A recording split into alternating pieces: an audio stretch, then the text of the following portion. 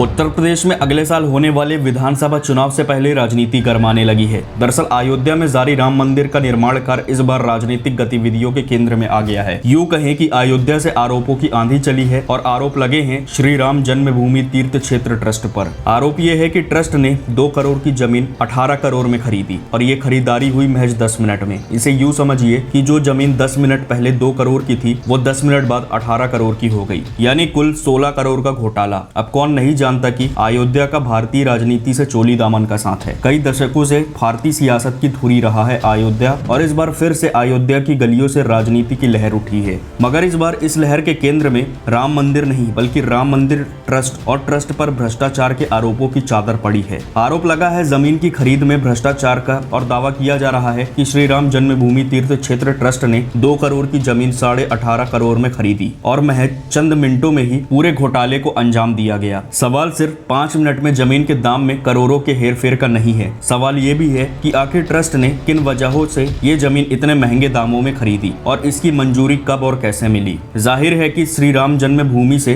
पूरे देश की आस्था जुड़ी है। ट्रस्ट पर राम मंदिर निर्माण के कार्य का पूरा जिम्मा है। ऐसे में जमीन के घोटाले के इन आरोपों के साथ इस पर सियासत भी तेज हो गई है और विरोधी इसे राम भक्तों की आस्था का अपमान बता रहे हैं। दस्तावेजों का हवाला देकर ट्रस्ट पर गंभीर आरोप लगाने वाले आपके संजय सिंह भी पूरे मामले की जांच सीबीआई और ईडी से कराने की मांग कर रहे हैं। सिर्फ आम आदमी पार्टी ही नहीं, ट्रस्ट पर जमीन घोटाले के यही गंभीर आरोप पूर्व मंत्री पवन पांडे ने भी लगाए हैं। दूसरी तरफ जमीन खरीद को लेकर लगाए गए आरोपों पर ट्रस्ट की ओर से सफाई भी दी गई है। राम जन्मभूमि तीर्थ क्षेत्र के महासचिव और विश्व हिंदू परिषद के नेता चंपत राय ने आधिकारिक पत्र जारी कर इन आरोपों का खंडन किया है। उन्होंने कहा है कि वास्तु के अनुसार सुधार के लिए मंदिर परिसर के पूर्व और पश्चिम दिशा में यात्रा को सुलभ बनाने और मंदिर परिसर की सुरक्षा के लिए कुछ छोटे बड़े मंदिर और गृहस्थों के मकान खरीदने जरूरी हैं। जिनसे मकान खरीदा जाएगा उन्हें पुनर्वास के लिए जमीनें दी जाएंगी। इस काम के लिए भूमि की खरीदारी की जा रही है। चंपत राय ने अपने पत्र में कहा है कि श्री राम जन्मभूमि तीर्थ क्षेत्र ने अभी तक जितनी जमीनें खरीदी है वह खुले बाजार की कीमत से बहुत कम है। लोग राजनीतिक विद्वेष से प्रेरित होकर भ्रम फैला रहे हैं। गौरतलब है कि अगले साल प्रदेश में चुनाव है और अक्सर अयोध्या चुनावों में बड़ा मसला बना है। ऐसे में इस वक्त विपक्ष की ओर से इस तरह का आरोप लगाना बड़ा मोड़ साबित हो सकता है। राम मंदिर का निर्माण पिछले साल अगस्त में शुरू हुआ था, तब से अब तक लगातार काम जारी है और अभी नींव की भरपाई की जा रही है। अब इस खबर पर आपकी क्या प्रतिक्रिया है हमें कमेंट करके जरूर बताएं। साथ ही इस मामले से जुड़े रहने के लिए चैनल को सब्सक्राइब जरूर करें। धन्यवाद।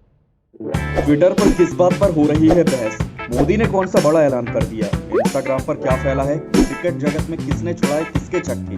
राजनीति में क्या हो रही है उठापटक? किसने किस पर कसा तंज? अब इन सब की जानकारी मिलेगी एक ही जगह पर। जी हाँ, सब्सक्राइब करके द हिंदुस्तान मिरर को और पाएं डेली न्यूज, राजनीतिक उठापटक, क्रिकेट की खबरें और भी बहुत कुछ, सिर्फ और सिर्फ द हिंदुस्तान मिरर।